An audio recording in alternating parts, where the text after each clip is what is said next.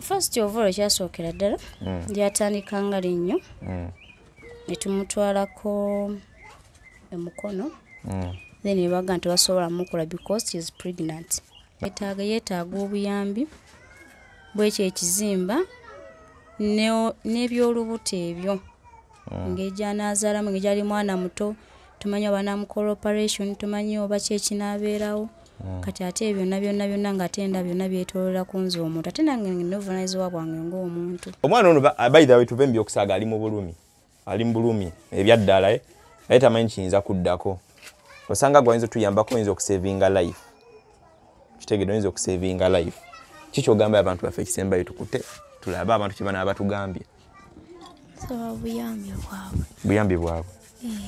Mune Uganda tukwaniriza okuva ebweru era nga tuli beeteefuteefu okutambuza. Tulina obumanyirivu mu kuvuga ate era ku miwendo egisaanidde. Kati nno gwe yeetaaza okupikinga ku kisaawe okutuusa ewaka ewuwo tweyune ate era naawe ateekateeka okugenda ebweru twekwate tukutambuze okuviira ddala ewaka paka ku kisaawe. Kati nno mwanattu toddamu kumenyekana migugu ng'entambula weeri tukubire ku ssimu noti 7 noti 6 94 729 oba noti 78 29 52 155.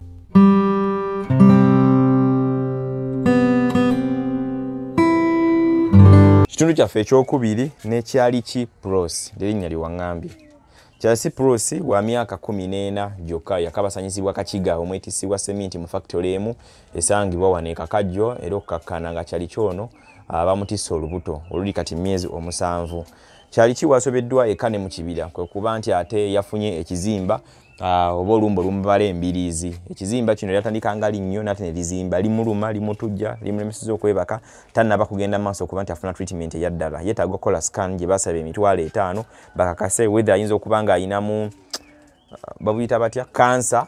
oba liyinza kuba linnyo gende maaso kubanga atafuna treatment. Nate jjukira lunaku oluyitawo olubuto terudda mabega luli myezi 7 kitegeeza bazayi emyezi 2 gyokka 8 oba 9 tannatandika kuba nti anywa wadde eddagala kye bayita okunywa eddagala ekyabaki atalina kipande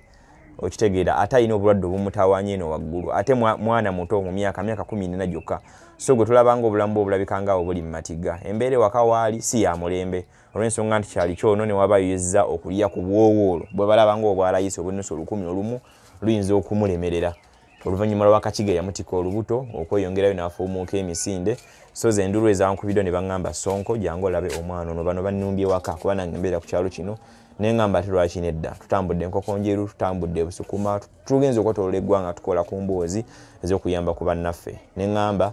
tomanya kusanga abantu bange muyinza obutanvaamu ne tukwasaganya ku kyali ki Prossy tumuyambako alina mulamu gwabeerako naye gwabeera naye sooka osembereko oko waneeno twogereko ne kyali ki Prossy ono kati kyali ki omusajja oli kakiga lyerinnya liba yali nickname oyakufunisa olubuto yagamba yegega amannya ge singa tutandika okunoonyereza kakigamba famire eyo inaye wadde ombuuti gwomanyi nga muganda w'ebyaddala obanga waluganda w'ebyaddala oli gwemanyi gwembagambi naye mwangamba ku yabalekedde endagamuntu ogamba otya nnyabo ndagamuntu twagala gitulaga leero oba tusooke tuwe chance kule programu esooka tunabanga kiga tavudde gyana abaali ndagamuntu kuliko kakiga gemanya gagaliho nedda kuliko manyamala osooka gireete kakiga ono waliwo ndagamuntu ye oba gwe gwalinga omusingo ogwasigala waneeno oba yafuumuka bufumuusi oba neegwa naye tulina ono omukyalo omuyita otya ono mulamuwo okay jangu tukatulabe endagamuntu yono ono omwami alina emyaka emeka nabalabalamu nga limyaka nga 35 awo okusinziira ku date of birth eri wano nga limyaka 35 emyaka 35 ayinza okuba agenda mu 36 eza 8 so ye yafunisa sister still alina emyaka emeka emituufu nze nabuuzaako maama we ne brother ne baŋŋamba alina emyaka 14 gyokka omusajja w'emyaka 35 wali tomutya oba kaseera teekawo akasente nakuteerawo awo ekyebiri n'ogamba leero alhamdulillah eno jjana yennyini gye nnyingidde wangi jugira kaseera kuteerawo ekyebiri ebyokumutya n'obizza ebbali n'ogamba kiwedde subhanallah ebyembi bisekerwa so kakiga tulyatunga viyani gwe yagamba ye kakigani Ivan naye kuno kuliko tulyatunga viyani amanyi tulyatunga viyani nationality ayinza kuba wa Uganda wano nengamba ekyalo kyabeera Kayorero village parish bagiyita Kabere county bagiyita Muko Kubanda Kabale ono we Kabale saba ayinza kubanga bamanyi ono aje tukwasaganya embeera nekyensinga okumanya mtu abaganya okwasaganya embeera nga tufunye obusobozi mu Uganda oyinza banga teweekwekamu kakiga nawo tugenda tuyinza okujjayo because oyina emisango mingi gye wazza side eno defilement biki n'ebirala bingi naye osanga wava embeera nekwasaganyizibwa osanga wayinza okubaawo okuttira ku liiso side eno si wekiri singa kakiga banga alabise kiki muyinza okuzzaako nze nganze mu ndowooza yange bw'abanga alabise naye njagala bamateeka bamukoleko oyina omwana gwe nina abaana oyina abaana sirina mwana bwana nina abaana nga bameka basatu bana na basatu first born wa myaka emeka first born wa myaka 6 gwe oyina emyaka emeka ne myaka 24 nga myaka 24 gwe omuzaalo omaze osoma tuku emyaka gy'abantu abakulu wadde nze nali ntuuse nga neesaliddewo nga kyekyo ng'oyina emyaka 17 18 gyali myaka 17 gyali 17 yasobola ofunisa olubuto abamateeka bamukolako nedda yatwala obuvunaanyizibwa bwe era gwendi naye era gw'oli naye okay kyekinga ababajjula temunnajja ebiro bino bintu biwooma buwoomi kale ono linnyo mwagenza okuwuliziganya linnyo kansa wati first of all ekyasookera ddala lyatandika nga linnyo ne tumutwalako emukono then nebaga nti basobola mukola because she is pregnant naye tebasobola mukola kimukolako nga tebasobola mukola linnyo lw'ensonga lero gavumenti then tukomawo ewaka tutandika omugulirako ku mpeke tumugulirako ku ddaga nalaga nti likakkanye nalaga nti ali free tugamba okukasita Katonda tuyambye okakkanye ki erinnyo ne tubivaako then wayitawo nga 2 weeks twagenda okulaba atandika okuzimba naye yatandika okuzimba netwebuuza oba kiki then ate nekimala nekikola ki nekibula ate addamu era sitirawo n'akaabawo erinnyo era netukola ki ekimu kye twasobola okukonda first netugula empeke nga mugula ki panado zino empeke ze batunda zino ziba light blue twamugulya ne panado nabanga amira netugula ezo empeke nelisirika then era wayitawo 2 weeks and some few days still then ekizimba ekyo nekikola ki nekikomawo then bwe kyakomawo kyajja na force nyingi bwe kyajja netumutwalako awo wali ku kiswawo wano mu spring awo then kale nemugezaako byonna ebyo ebiddwaliro kati ate nekikomawo olufaayo nekizimba twagala omuntu anatugamba mulimu amasira ate gajja mutuuka wano ajja kuba bwati ate ayinza okuba kansa biyinza okuba ebizimba tetumanyi then tumugamba gendako ewabbaawo sooke tulabe kye tuyinza okukola ki okukola bwe yatuuka yamalayo zaali ennaku 4 n'amutwalako emulago nga bwasoose obagamba bwe yatuuka emulago tebamukolako naye era basaba bamutwalako ne bagamba yeetaagisibwa emitwalo 5 basooke bakole scanning because ekyo ekirwadde kiri ku part of the head ate still she is pregnant ne bagamba ne bakomawo nze nali ndi wano ndi mukwoza ndaba omwana akomyewo nja munnange kiki tebankubira na simu tebakola ki nja mwami aŋŋambye enkomewo gwagenze naye emulago konza kyekivudde nayo kanyumiza esitole nga bwe njibagambye nanga naye agambye ajja kujja kuva n'olwo twaddamu kumulaba kati gulinga mwezi talabika talina kyakola mu bufunze esimu omukuba ku simu ye esimu yatuwa ya mukwano gwe bw'omugikubako ya mukwano gwe agamba era ye akwata n'agamba nange bwe mulaba neekweka mukwano gwe naye bw'amulaba ateekakoko katondeka nnyuma adduka buddusi kale mu bufunze tayagala kumanya bifa ku mukazi we kati sono lwekyo ekyokuzzaako kiyinza kuba ki endagamuntu eno ogijja otya ogifuna ogisigaza eyo ndagamuntu mu kusooka twakitegeera nakkiriza olubuto n'agamba ajja kulabirira tumugamba yes nga bw'okkiriza naffe tuwa eki national id in case bw'obanga weekyanzikyanzi ne weefuula ndagamuntu eyinza otukolera yanakkiriza n'aginkwasa nze kennyini nekiprotectinga tegeeza wabaawo okukkaanyaawo wakati yaba okyayo kimutuukewo tewali byava kusinziira wakati wa muwala ne baganda be bakkaanya kati ngo naye omuwala nga baawo amwagala ekyo yalina okiddamu tubuuza gwe tetubuuza nti n'omusajja omwagala gwe okusinziira embeera gye wali olabawo of course amwagala naye omusajja ayinza obba nga yali amaze okujulirako ebyo omusajja alaga alidda uti yali ayagala kyali kimaze okuggwa okay so temwene mwaddukirako mba amateeka bona kasama amala okwogerezeganya ne baganda boono ne sayidi eri nekiggwa babikomekereza era badde baagala kubiddamu wano waabulidde nga baagala gende ewa mu bachairman ku poliisi balabe kye bayinza okuzzako baakwatibwa batakwatibwa okay kakiga mpoje gamba kakiga Ivan ye yakugamba kakiga Ivan ono lyamanyi mchala wa kakiga nendaga muntu liko tuliatunga viani ngero no mutuze wekabale district yekabale ku kyalo bakitaka yorero sabayo nga mumanyi ku mukulu ono mugambe mchala wa ali ene ekizimba kigenda ekizimba kiyitiridde n'olubuto lukuliridde kati asinga abayo omuntu abeera atulaba omuntu oyinza mugamba kyono yeetaaga kyokutwaliza ewamu kubanze okutwalizaamu yeetaaga obuyambi bw'ekyo ekizimba n'ebyolubuto ebyo ng'ejyanaazaalamu ng'egyali mwana muto tumanyi oba namukola operation tumanyi oba kyekinaabeerawo kati ate byonna byonna ng'atenda byonna byetoolola ku nze omuntu ate nange novunaanyizibwa bwange ng'omuntu kuba nange sinzaali obuki sinzaali obulungi njoleza abantu bwe mba nfunye ogwenjoleza n'enjoza mba sifunye ntubeera bwetutyo ate mukulu woono mukulu wo yakola mu taxi avuga taxi okay kale sondooza embeera bannaye mugiwulira bwetyo obweri nze ogwange guba gwakujja n'embalaga kye kigenda mu maaso nina abantu baffe bangi special abali America tulanye okungamba songa tulage ebiri ku ground tulage embeera z'abantu zitambula zitya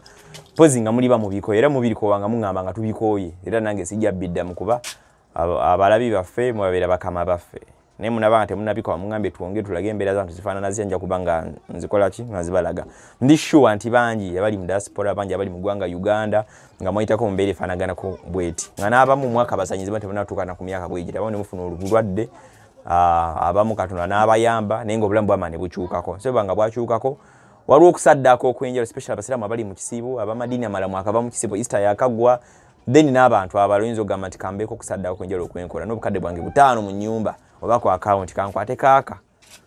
ne ziba sente ntini nnyo tulina abantu abamu abanyinaffe bakadama bali mu biyumba there is a reason lwaki muli mu biyumba muyise mu mbeera bwetyo muyise mu kutulugunyizibwa ne mudduka mwana obanenga mwana obeera ku byeyo kati so oyinza okubeera gy'obeera olina ogamba akanfuna olukumi olu nduwa omuntu gundi lulina kinene kirutegeeza tolunyooma oba kitegeera olaba nedda abampeereza nga 2,000 ne tuzigattagatta ne tuweza emitwalo ng'eta tukolera omuntu shopping then n'ebirala so olwo talina wadde ekipande wadde ekintu kyonna fe tujja kukkiriza nti babeera baganda baffe remember nabalagako omwana omu omuwala sometime back Dr. Kulusumu gwe yampeera basare nenfuna n'omuwagizi wange ali e Germany netumutwala mu ssomero yakakadde kalamba nagenda maaso kubanga asoma waliwo omukyala yamuteekamu ssente ne nabasaba ne bagamba tumufuule sister wange ne mukkiriza so once again sijja kukoowa kubasaba abantu balala kubafuula basista bange oba brother bange tulabe nga tukwasaganyizaako noli ewamugeemaanyi tomanya tuyinza okukyusa obulamu bw'omuntu ne bugenda mu maaso ebyolubuto mulutegeera nti omuntu alina olubuto mwakeberako okumanya nti omuntu ebyobulwadde biri bitya mulamu ono tebamusize bulwadde n'ebirala oba byo mulinze mulabe nti nabo bumukoza mugambe alabika no yafuna obulwadde kwa n'olubuto mulaka n'omwekanga lwekange mwalukebera temwekanga lwekange of course twekanga lwekange kati sono obulwadde buli obulabwa siri mulinze mugambe nga atandise okogga omutwe namugambe nabo yabumusiiga oba bumwabukebeza tetulina kye twakola temulina kye mwakebeza mulinze namwe bwekange ng'olubuto ng'ekizimba ekyafubutuseeyo Mwekebezaako ne lyatunga nga amaze okuteera waawe ekinyanya ekyebiri. Nsooka mwekebeza nalyoka akuba gye bayita enjere. Okasaya kuyirawo ekyebiri. N'ogamba kiwedde. Bwetaavu kyo bwa ssente bwe wali oyina atuuka okuteerawo ekyebiri ogambe kati kiwedde amagulu gaago. Lya paka kuwulira bwoli. Sayina kizibu. Tewalina kizibu. Ekyebiri wali kyagala bwagazi oba ke kaviiri kano ketulaba ku mutwe. Yogera nnyo Lwaki yakusenda na ssente ekirevu kino kyendaba kye kyakunyumira n'ekiviiri ku mutwe n'omwagala bwagazi ng'omuntu kyali kiddala. Twalwa omuntu kuova otuuka okwewa because bakasoma mu hoteli baali bangi n'otuuka okutrustinga omwetisi wa seminti like kyali kye kyakunyumira ku ye. Kyenyagala just okuma. Omwetisi wa seminti. Weto manyi mwetisi wa seminti. Yagamba nga bugamba kyo obugambo kyo bwe yakulimba limba. N'ogamba leka ngudde ku dooni. Biki bya convincing okutuuka okwagala omuntu paka mujjira mu ngoyi. Ng'omuntu biba mulimba. Yogera nnyo ng'omuntu biba mulimba ebiki. Ebintu byagala bituga. Oza tugenda kola ki? Naffe tukubukulira olatunga bwe yakozesa tubukozese ku balala. Naffe tuyoko bye tuwefunira. Yakwata bukwase mindi gyasooka egiddako nokkiriza nogamba binyumye era kutubidde embuzi oba aliwo bikoze ng'oludde bikolako nogamba kati katulabe munansonyiwa naye waliwo yagera akagero n'agamba nti work without play can make sonke dull boy. So omwana ono by the way tuve mbi okusaaga ali mu bulumi ebyaddala naye tamanyi kiyinza kuddako osanga gwayinza tuyambako oyinza okusavinga life. Kitegedde oyinza okusavinga life. Kiki ogamba abantu baffe ekisembayo tukute tulaba abantu kye bana batugambye. So Buyambi bwabwe. Saawa ziri meka ziweze saawa 4. Breakfast yawedde dda. Tenaba kugwa. Oteeseteese kunywa kakiiko ka breakfast oba lunch. Simanyi. Lwaki tomanyi? Tebiriwo ebyokulya. Kati ab'embuto bayoyaayoya gwe luno tenatandika kuyoyaayoya. Oba embeera engeri gyerinze ebyokuyoya gwe wabyesonyiwa bivaako. Ebyokuyoya nabita. Yogera nnyo ebyokuyoya nabivaako. Ebyokuyoya wabivaako. Lwaki? Yogera nnyo. Olw'embeera eriwo. Naye singa oba ng'obizzeeko olowooza oyinza kuyoya ku biki? Tewali kyoyinza kuyoya. Obwowoola obulya. Obumanyi obulya bukuwoomera. Wano olwo aba butunda olwo tomanyi zoyitaka n'engutwalako out ku buwoowoolo. Webali obwagala wemba mpise mutwale buwoowoolo oba olw'ebira byinza okwagala ebisinga awo. Mbuuza tomanya. Nyinza obubuuza ono byavu eri omuntu omulala. Era oli badoga nsinga byekuyamba nga abizze kutera okuyoya ku bintu nga guli tomanya wayinza obbawo omuntu abiyina. Mwebali muno abawina obuwoowoolo. Bw'oyagala? Ono omwana kale siina nnyo kyamaanyi kye ngenda kubagamba abantu bange abalala emboozi ba uncensored nga bwe tuginyumiza bwe ngiteekayo era bwe muli ogenda maaso kubanga mugiraba twongera obajjukiza nti tukola airport pickup soba okomawo mu Uganda tambula naffe bw'otambula naffe tufisa akafuta akatuyambako ne kaddata kulaba nti bakola emboozi zifaanaganako nga zino. Nine Professor Kayidde wano ku kamera yakwata ebifaananyi bino so nyinza obutasukka wano sooka okome wano oyinza tugambayo kiki oyinza otugambayo kyotulekerayo ko abantu baffe mu program yaffe eya leero tunule eno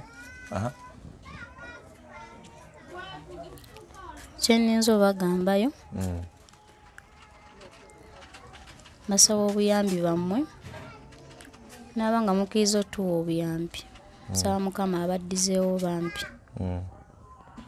N'ekirala kyeninza okugamba abaana abawala kino kibeere ekyokuyiga. Yogera nnyo kino njagala kibeere ekyokuyiga eri abaana abawala si n'abawala bokka n'eri abakazi abakulu anyway n'eri abavubuka oleke kwonoonanga future z'abaana. Tunula wano n'abaana abawala nabo bayiga okwebeereramu. Si musajja kujja n'akulimba mangu ago n'opasukawo yamulimba yali amanyi oba alina nnyo kumbe nga titalina just ayagala kuyisaawo kiki so mubeere nga active temuloberanga mu bintu ebyo Kampala si bizimbe musangibwamu bantu mubakole ne temubawa oba byonna tembigendamu kola settlement babakole nte babawa oba nedda bw'oba omanyi olina ekiruubirirwa kyo sooka otuuse target ebirungi bibeera mu maaso n'okukuula batokkirizibwa naawe omulenzi omanyi tonneeteekateeka tozanyira ku mwana wa bendi sooka omalize target maaso eyo sobola ofuna omukazi w'omulungi ne mutambuza obulamu kinyiza obagamba ekyo kati wafuuse motivational speaker kale nze Sonko Muhammad nkubira bikange tusazeeko wano katusinga ni kitundu kyaffe ekinaddako ina kyatesoba kyawabula comment section tugirekangawo nga bulijjaawo enamba azolaba ku screen eyo ziri manya gange Sonko Muhammad ku WhatsApp kweri ku botimu kweri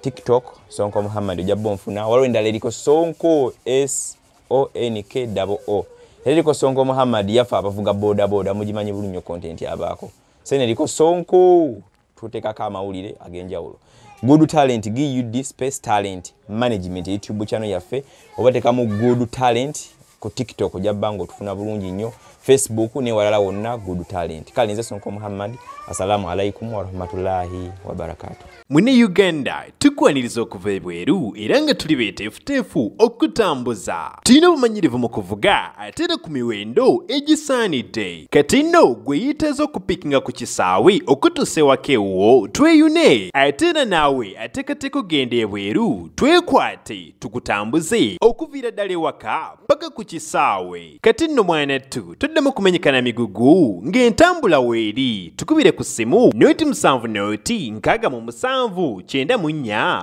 7 oba noti 7 8 29 52 155